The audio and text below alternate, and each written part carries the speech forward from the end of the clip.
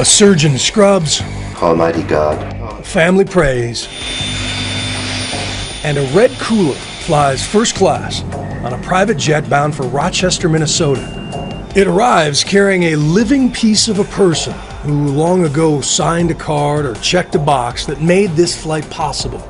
Maybe it was a car accident that ended the donor's life, or a long coma and a family finally letting go.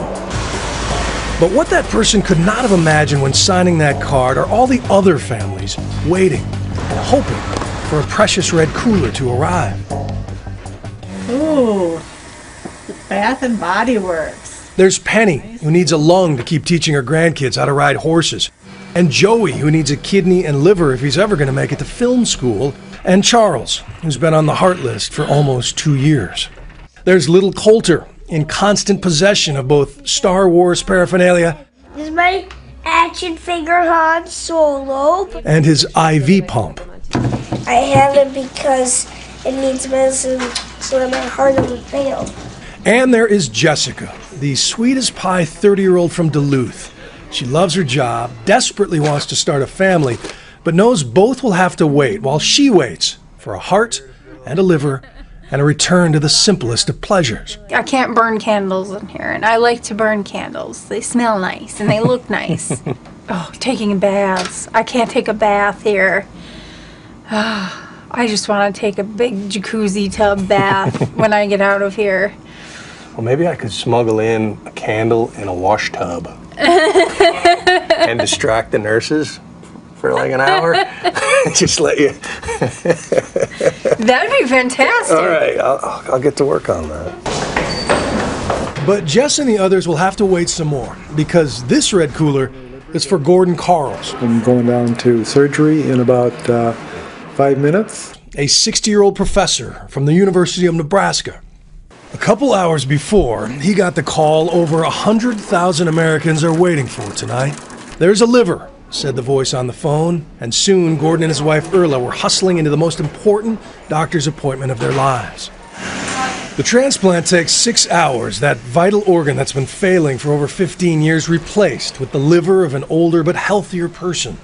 Meanwhile, Erla is out in the waiting room thinking about their 36 years together, the 3 kids, 7 grandkids, and that other mystery family mourning somewhere in America tonight. We benefited from somebody that made a really generous decision. You know, how do you thank someone for such a big gift?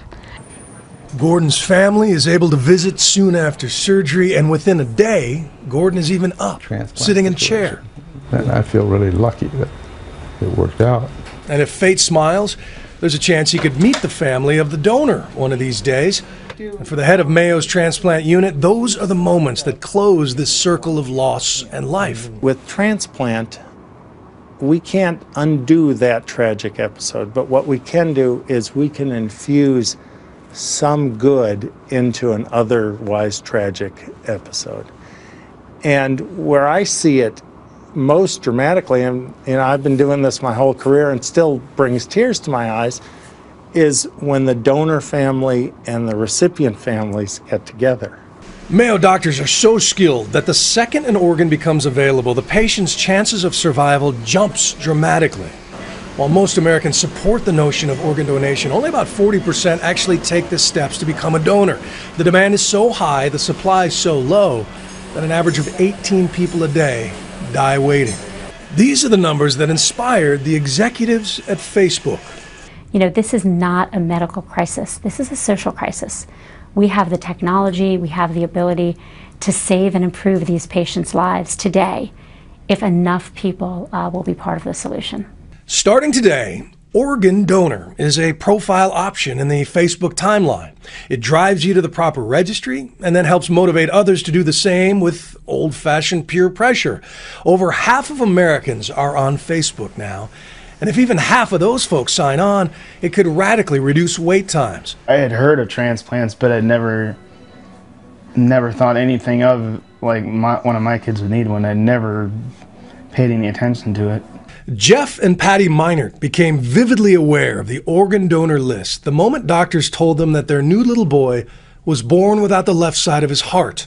And that was the bath the nurse gave him before he went down for his transplant. Colter had his first heart transplant at 6 weeks old, and while he is smaller than the other kids in Mrs. Fitzner's second grade class, he has all the pent-up energy of your average 9-year-old. This one has been in for a little over 2 months. But in recent years, it became obvious that the donor heart might not last till age 10. Anti-rejection drugs are taking a toll, and this time, he also needs a kidney. He gets 8 different medications right now. So the Meinarts, already veterans of the incredible stress that comes with transplant and recovery, took a deep breath and got ready to do it all over again. He had asked me, where is this heart going to come from in my kidney? You know, how do they get it? And I explained to him, when another child loses their life, that's where they're going to get the heart and the kidney from. And I think he understood it to a point.